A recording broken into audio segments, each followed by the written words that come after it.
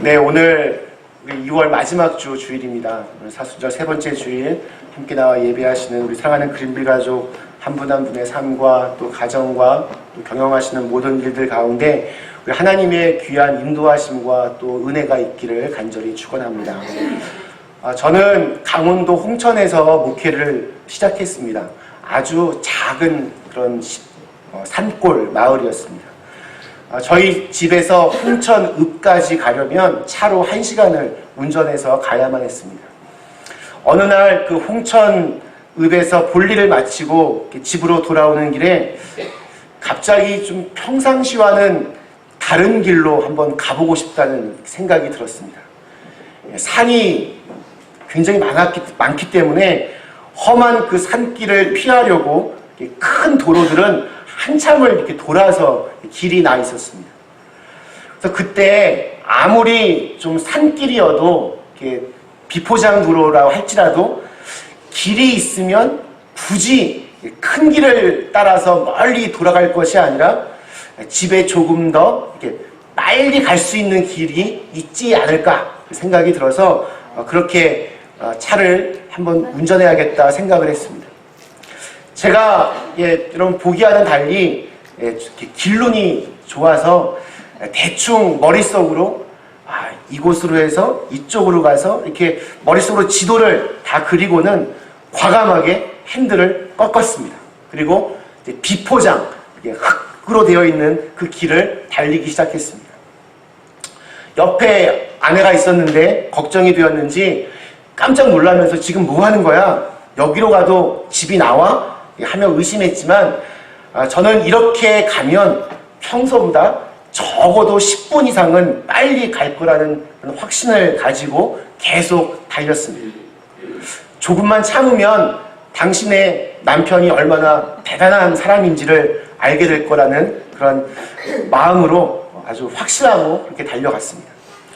한참을 달려갔는데 처음 가보는 곳이니까 그곳이 어디인지를 모르게 되니까 조금씩 불안해지기 시작했습니다. 옆에서 아내가 잔소리를 시작합니다. 지금이라도 빨리 차를 돌려서 아는 길로 돌아가자. 이렇게 가다간 길을 정말 잃어버린다. 그러면 이럴 때 대부분의 남자들은 어떻게 합니까?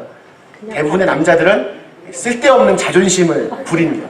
저도 그랬습니다. 그럼 결국에 어떻게 되었을까요? 10분 좀 빨리 가려다가 3시간이 훨씬 넘어서야 집에 도착할 수 있었습니다. 제 생각에는 분명히 이렇게 가면, 이쪽으로 해서 이렇게 가면 지름길로 갈 수 있다라고 믿었는데 가다 보니 길이 막혀서 결국 다시 처음으로 돌아가야만 했습니다.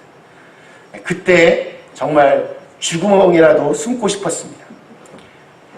길이 아니면 가지를 말아야 합니다.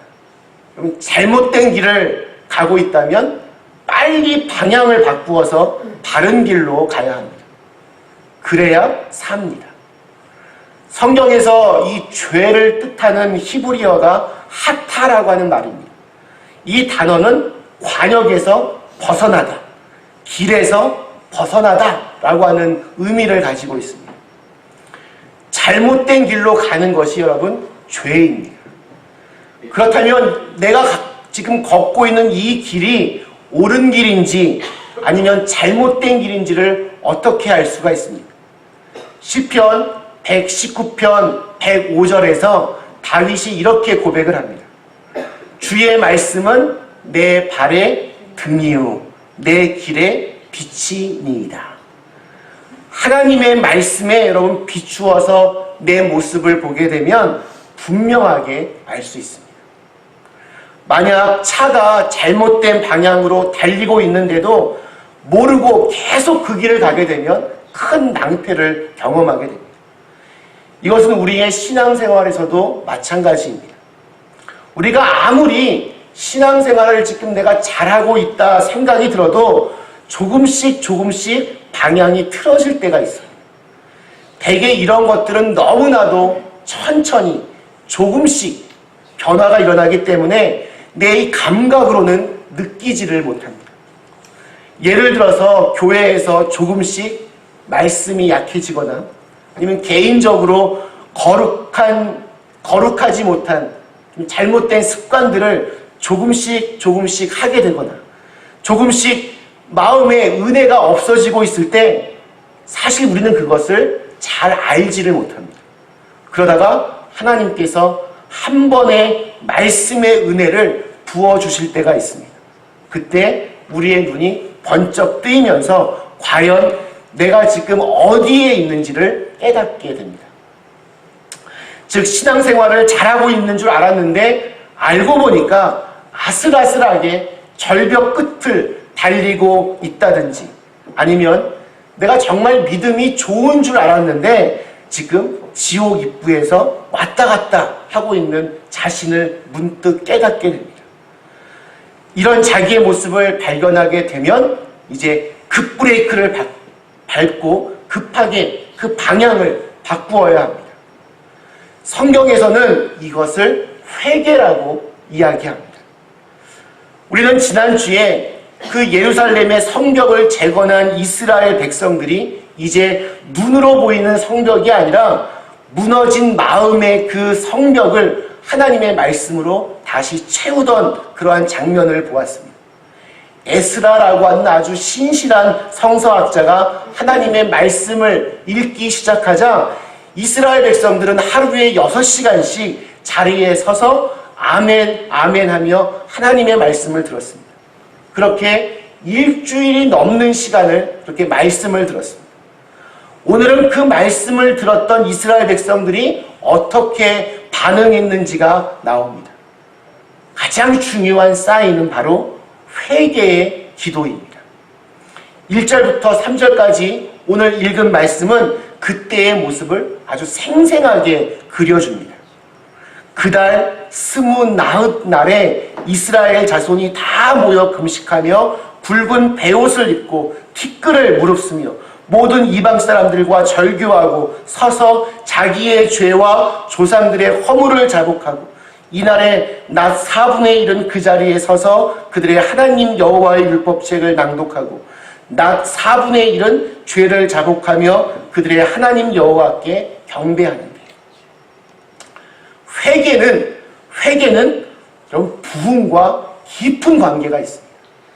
지금 이스라엘 백성들은 정말 어마어마한 영적인 부흥을 경험하고 있습니다.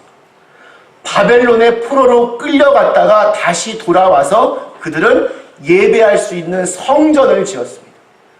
그러나 그때는 이러한 부흥의 역사를 접하지를 못했습니다. 참된 회개가 없으면 아무리 교회를 100개를 지어도 헌금을 수십억을 해도 하루 종일 예배를 드려도 하나님께서 기뻐하시지 않습니다. 입으로만 주여 주여 한다고 해결될 수 있는 일이 아닙니다. 1907년 1월 6일 평양 장대현 교회에서 약 1,500명이 모여서 집회를 가졌습니다. 일주일 동안 갖는 그런 집회에서 아무리 열심히 기도를 하는데도 아무런 역사가 나타나지 않았습니다. 선교사들이 말씀을 전해도 아무도 아멘으로 화답하지도 않았습니다. 정말 이상한 기운이 그 집회 기간 내내 있었습니다. 그러던 중 이제 1월 14일 마지막 집회가 열리던 저녁 예배 시간에 길선주라고 하는 그 장로님이 설교하는 대신에 자신의 죄를 고백하기 시작했습니다. 나 때문입니다. 이번 집회에서 은혜를 받지 못하는 이유가 내 죄 때문입니다. 나는 아간과 같은 자입니다.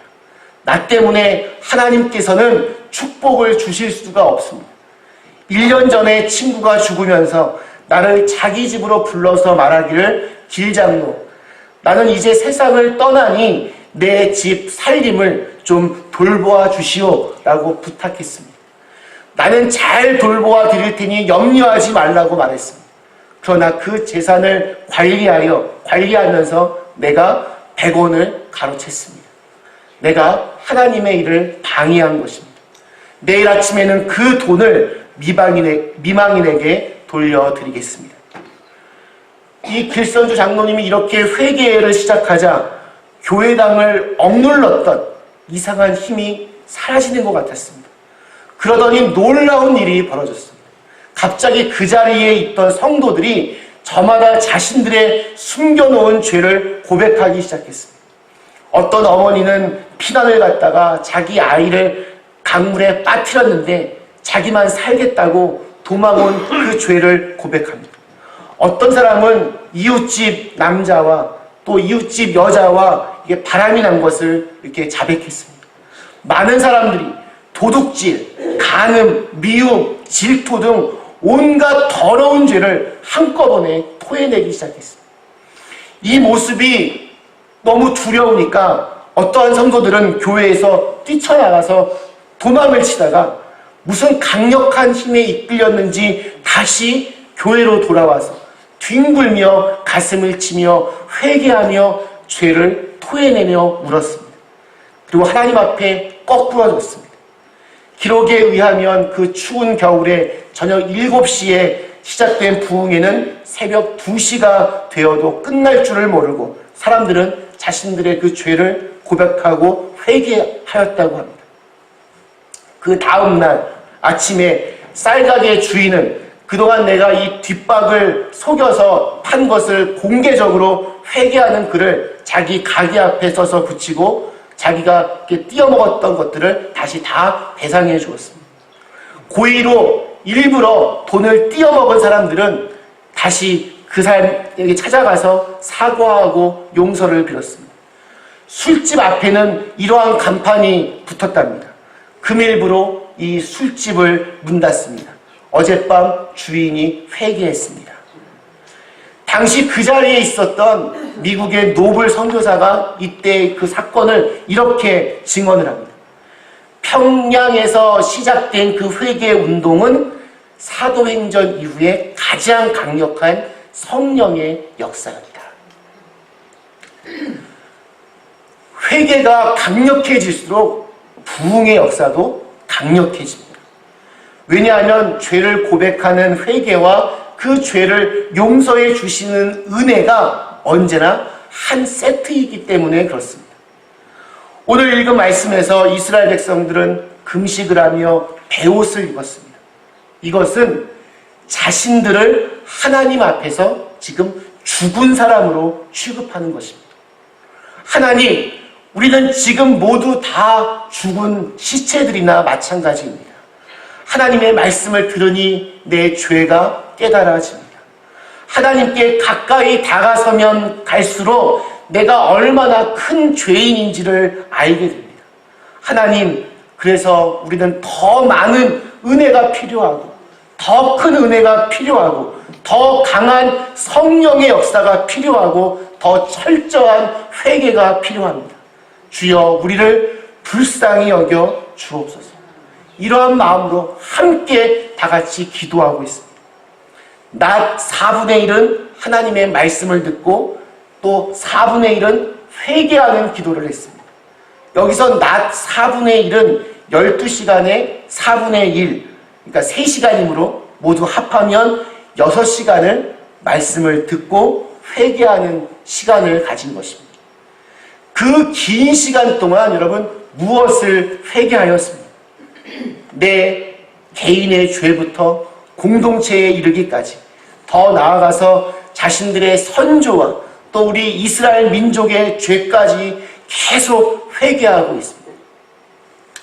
아브라함으로부터 시작된 이스라엘 민족은 수많은 역사 동안 하나님의 특별한 사랑과 또 부르심에도 불구하고 계속해서 하나님의 품을 떠나려고만 했습니다. 역사적으로 그 행했던 죄악들을 쭉 이제 나열하다가 29절 중반부에 요약해서 그들의 죄를 고백합니다. 그들이 교만하여 사람이 준행하면 그 가운데에서 삶을 얻는 주의 계명을 듣지 아니하며 주의 규례를 범하여 고집하는 어깨를 내밀며 목을 곧게 하여 듣지 아니하였나이다. 예루살렘 성 안에 모여 철저하게 회개하며 기도하는 그들에게 울려 퍼지는 하나님의 말씀이 바로 그 뒤에 나오는 30절, 31절 말씀입니다. 그러나 주께서 그들을 여러 해 동안 참으시고 또 주의 선지자들을 통하여 주의 영으로 그들을 경계하시되 그들이 듣지 아니함으로 열방 사람들의 손에 넘기시고도 주의 크신 궁율로 그들을 아주 멸하지 아니하시며 버리지도 아니하셨사오니 주는 은혜로우시고 불쌍히 여기시는 하나님이시니이다. 하나님은 공의의 하나님이시면서 또한 궁율의 하나님이십니다. 그래서 우리의 죄를 우리가 진심으로 회개하기만 하면 우리를 아무런 조건 없이 용서하여 주시지만 우리가 끝까지 죄의 길을 고집하여 그 길을 걸어간다면 마지막 심판의 때에 우리의 죄를 엄히 물으시고 우리는 그 대가를 치르게 될 것입니다. 저는 예전에는 교회에서 내가 죄인이다 라고 하는 말이 참 싫었습니다. 솔직히 나 정도면 괜찮지 않은 생각 정말 많이 했습니다. 그러나 하나님의 말씀 앞에 서니까 저는 정말 죄인 중에 죄인이었습니다. 여러분 그것을 아십니까? 내가 죄인이라고 하는 그 사실을 아는 순간 그때부터 하나님의 구원이 시작됩니다. 몸이 약해서 골골거리는 사람이 오래 살까요? 아니면 건강에 자신하는 사람이 더 오래 살까요? 골골 80이라는 말 여러분 있죠?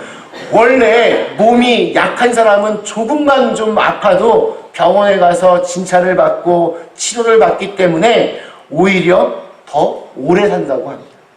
그러나 자신의 건강에 지나치게 자신만만한 사람은 자기 몸에 이상이 있는 줄을 모르다가 하루아침에 허망하게 가버리는 경우가 정말 많이 있습니다. 마찬가지로 내가 죄인임을 깨닫는 사람은 끊임없이 하나님의 말씀 앞에 서서 회개하고 은혜를 구합니다. 그래서 은혜의 하나님을 만나게 되고 구원의 길에서 벗어나지를 않게 됩니다. 반대로 내가 죄인임을 모르는 사람은 하나님이 필요 없습니다. 법 없이도 하나님 없이도 살 사람이라고 스스로 교만을 떨다가 점점 죄의 노예가 되고 사망의 길에서 그 생을 마치게 됩니다. 어떤 목사님이 깊은 산속에 들어가서 작정하고 일주일 동안 금식하며 깊은 기도를 체험했습니다. 내려오다가 갑자기 배가 고팠습니다. 저기 원두막이 보였습니다. 원두막에 갔더니 마침 주인이 없습니다. 원두막에 이제 그 정자 거기에 이제 엉덩이를 걸치고 주인 오기를 기다리는데 주인이 나타나지를 않습니다. 하도 배가 고파서 주인이 오면 돈을 줘야지 생각하고 그 앞에 있는 토마토를 하나 뚝 따서 쓱쓱 문지르고 먹었습니다. 그리고 참외 하나를 또 먹었습니다. 저 멀리 보니 수박도 있어서 그 수박을 쪼개서 또 퍼먹고 그 수박 한 통을 다 먹었습니다. 그런데 해가 서산에 뉘엿뉘엿 넘어가는데도 주인이 나타나지를 않습니다. 그래서 어떻게 했겠습니까? 아, 이것이 하나님의 은혜인가 생각하며 그냥 내려왔습니다. 집으로 돌아갔습니다. 본의 아니게 도둑질을 한 것입니다. 그 다음날 주일 예배 때 아주 은혜스럽게 설교를 했습니다. 일주일 동안 금식하며 아주 깊은 기도를 했으니 얼마나 말씀에 능력이 있었겠습니까? 그리고 교인들을 다 보내고 조용히 이제 정리하며 묵상 기도를 하는데 갑자기 하나님의 말씀이 떠오릅니다. 내 눈이 범죄하였거든 눈알을 빼버려라. 하나님, 제가 눈이 그냥 토마토를 봤는데 주인도 없고 그래서 그냥 너무 배가 고프니 먹고 싶어서 내가 먹었습니다. 돈을 주려고 했는데 내가 그냥 먹게 되었습니다. 수박도 내가 쪼개어 먹었습니다. 내가 참외도 먹었습니다. 다 많이 먹었는데 그러면 내가 이 눈을 정말 빼야 하나님 정말 속이 시원하시겠습니까? 하나님의 또 음성이 들려옵니다. 종아, 눈알만 뺄 것이 아니다. 내 손이 수박을 깼으니까 손도 잘라라. 하나님 손을 자르면 어떡합니까? 아니다. 내 발이 뚜벅뚜벅 남의 밭에 들어가서 그거를 따먹고 또 그 발로 돈도 내지 않고 집으로 왔으니 그 발도 잘라라. 하나님, 발을 자르면 어떻게 합니까? 아니다. 네가 먹은 그 과일들이 네 목을 타고 내려갔으니까 목도 잘라라. 아니다. 내가 먹은 수박이 그 과일들이 온 피 속에 지금 흐르고 있으니 그 피를 다 뽑아버려라. 이 목사님이 그때 깨달았다고 합니다. 하나님, 저는 하나님의 은혜가 아니면 정말 살 수 없는 죄인이군요. 그래서 이 목사님은 철야기도 하고 금식기도 하고, 그래서 은혜를 받은 것이 아니라 남의 수박을 따먹고 참외를 따먹고 이래서 더 은혜를 받았다고 합니다. 말씀 마치겠습니다. 사는 그린빌 가족 여러분, 진정한 삶의 회복은 하나님께서 주신 그 말씀의 기준을 따라 지금 내가 어디서부터 잘못되었는지, 내가 언제부터 무너지기 시작했는지를 하나하나 더듬어 보면서 회개하는 것으로부터 시작이 됩니다. 회개를 통과하지 않고는 새로운 역사가 만들어질 수 없습니다. 솔직히 회개라고 하는 문으로 들어가기를 즐거워하는 사람은 없습니다. 그러나 회개의 문을 통과하지 않고는 새로운 가정, 새로운 문화, 새로운 인생, 새로운 교회는 있을 수가 없습니다.